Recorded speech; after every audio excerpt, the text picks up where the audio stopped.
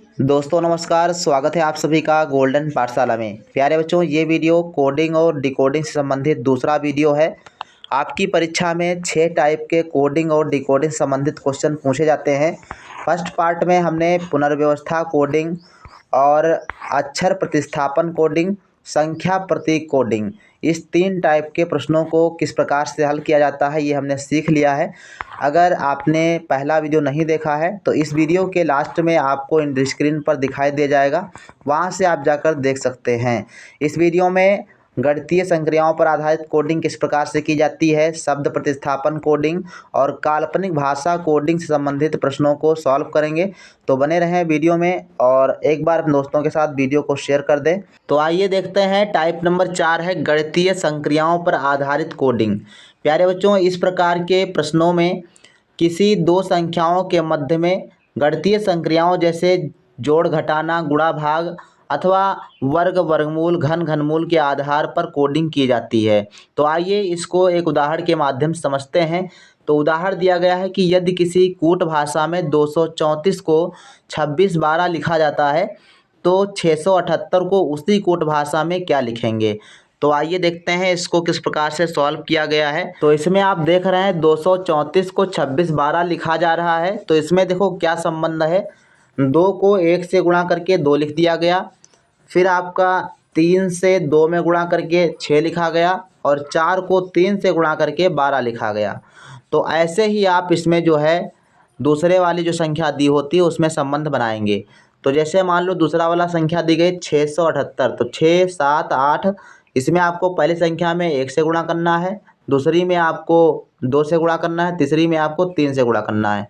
तो आपका आंसर आ जाएगा 6 से 1 में गुणा 6 कम 6, 7 का 2 से गुणा 7 दूनी 14 और 8 का 3 से गुणा 8 त्रिक 24। तो इस प्रकार से आपकी कोडिंग हो जाएगी 6 14 24। इस प्रकार से ये आंसर आपका सही जवाब होगा। इस प्रकार से इसमें कोडिंग की जाती है। इसको एक और उदाहरण के माध्यम से समझते हैं। यदि किसी कोड भाषा में 237 को 144 तथा 159 को 225 लिखा जाता है तो इस कोड भाषा में 627 को क्या लिखा जाएगा। अब आपको जैसे ही कोई ऐसा शब्द मिले जो पूर्ण वर्ग हो तो आपको वर्ग या वर्गमूल के आधार पर सोचना है। तो 237 को 144 लिखा गया है, इसका मतलब क्या है, यहाँ पर अंकों का योग किया गया है। तो अंकों का योग एक बार कर लीजिए, 2 और 3 कितना हुआ 5 और 5 और 7 कितना हुआ 12। तो 12 का अगर स्क्वायर कर दें तो हो जाएगा आपका 144। तो यहाँ पर वर्ग के आधार पर जो है कोडिंग की गई है। इसमें देखो दूसरे वाले में क्या है, 9 5 14, 14 और 1 15। अगर 15 का स्क्वायर कर दिया जाए तो ये भी अब कितना आ जाता है 225 आ जाता है।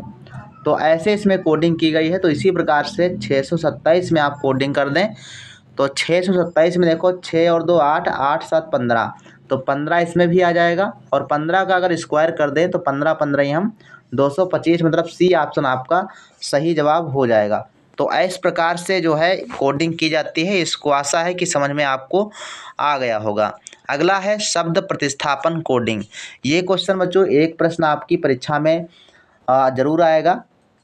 अभी तक 1-2 प्रश्न शायद आया हुआ है, अगली बार आने की चांसेज हैं क्योंकि हर राज्यों में लगभग आता है इस प्रकार का प्रश्न। अभी मध्य प्रदेश में जो पेपर हुआ था उसमें भी आपका ये क्वेश्चन आया हुआ था। तो आप इसको भी ध्यान रखेंगे, बहुत ही आसान तरीके से क्वेश्चन ये बन जाता है।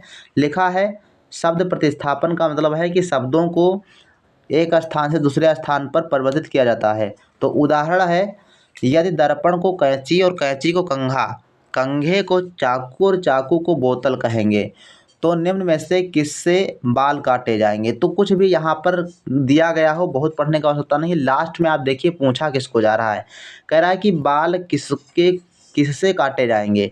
तो बाल काटे किससे जाएंगे, तो बाल काटे जाते हैं कैंची से। अब कैंची को कहा क्या जा रहा है ये आपको देखना है, बस जो कहा जा रहा हो उसको वो आपका आंसर हो जाएगा। तो कैंची से बाल काटे जाते हैं और कैंची को क्या कहा जा रहा है, यहाँ पर देखो कैंची को कंघा कहा जा रहा है। कैंची को क्या कहते हैं, कंघा कहते हैं। तो इस सवाल के हिसाब से बाल किससे काटे जाएंगे, कंघा से काटे जाएंगे। तो राइट आंसर आपका हो जाएगा डी ऑप्शन। ऐसे आपको ढूंढ करके टिक लगा देना है। लिखा है कि चूंकि कैंची से बाल काटे जाते हैं किंतु कैंची को कंघा कहा जाता है, अतः बाल काटने के लिए कोड क्या है, कंघा है। ठीक, तो राइट आंसर आपका डी ऑप्शन हो जाएगा। इस प्रकार से इन सवालों को हल करेंगे। टाइप नंबर 6 है काल्पनिक भाषा कोडिंग। तो इस प्रकार की कोडिंग को किस प्रकार से हल किया जाता है, इसको एक उदाहरण के माध्यम से समझते हैं। उदाहरण दिया गया है, यदि किसी कूट भाषा में लेट सेट मेट का तात्पर्य सम येलो फ्लावर्स है तथा केट लेट रेट का तात्पर्य सम रेड फ्रूट्स एवं रेड पेट सेट का तात्पर्य मैनी रेड फ्लावर्स है, तो येलो का कोड क्या होगा। अब ऑप्शन आपके पास दिए गए हैं। ऑप्शन ए है लेट, ऑप्शन बी है सेट, ऑप्शन सी है मेट और ऑप्शन डी रखा है रेट। तो इसको देखो, सबसे पहले समझते हैं किस प्रकार से सॉल्व करेंगे। हमने नीचे यहाँ पर लिख दिया है किसको क्या लिखा जाता, तो हमको ज्ञात करना है येलो का कोड क्या है। तो यहाँ पर देखो येलो का कोड ज्ञात करना है और पहले ही लाइन में आपको येलो दिया गया है। अब हमको जो है यहाँ पर सम और फ्लावर इसको क्या कहा जा रहा है, इसका कोड क्या है, ये ज्ञात करना होगा पहले, तब जाके हमको जानकारी हो जाएगी कि येलो को क्या कहा जा रहा है, येलो का कोड क्या है। तो सबसे पहले देखो पहले और दूसरे में कॉमन जो है उसको ले लीजिए। तो इसमें देखो लेट आया है, इसमें भी आपका लेट आया है, इसमें भी आपका सम है, इसमें भी आपका देखो सम है। इसका मतलब ये है कि लेट को सम लिखा जा रहा है, लेट को क्या लिखा जा रहा है, सम। तो लेट का कोड क्या है, सम है। अब हमको मेट का देखो यहाँ पे सेट दिया गया है और तीसरी वाली लाइन में भी आपका सेट दिया गया है। आप देखो पहली और तीसरी में देख लो कॉमन क्या है, तो यहाँ पर सेट और सेट कॉमन हो गया। अच्छा, पहली और तीसरी में इधर देख लो क्या कॉमन है, इधर आपका देखो फ्लावर इसमें आया है और फ्लावर इसमें आया है। ठीक, तो अब देखो सेट से क्या लिखा जा रहा है, यानी सेट का कोड क्या है, यानी सेट का कोड क्या है, तो सेट का कोड फ्लावर, यानी सेट को फ्लावर लिखा जा रहा है। समझाई बात, तो सेट को फ्लावर लिखा जा रहा है। तो कहने का तात्पर्य है इसमें बचा क्या आपका, लेट से हो गया आपका सम और सेट से आपका हो गया फ्लावर, तो मेट जो बचा आपका, तो मेट से आपका येलो हो जाएगा। तो इस प्रकार से इन प्रश्नों को सॉल्व करेंगे। सिंपल सा बात है, तुरंत आपने बता दिया कि मेट से येलो लिखा जाएगा, तो राइट आंसर आपका सी ऑप्शन हो जाएगा। ऐसे आप जो है इन प्रश्नों को सॉल्व करेंगे। तो इस वीडियो में बस इतना ही। आप सभी लोग जो है 7:30 बजे की लाइव क्लास में ज़रूर जुड़िएगा। आज डिकोडिंग से संबंधित लाइव क्लास में हम लोग प्रैक्टिस हल करेंगे। 30-35 प्रश्नों को सॉल्व किया जाएगा। आप सभी लोग 7:30 बजे की लाइव क्लास में ज़रूर जुड़िएगा। मिलते हैं फिर नेक्स्ट वीडियो में, तब तक के लिए धन्यवाद। जय हिंद, वंदे मातरम।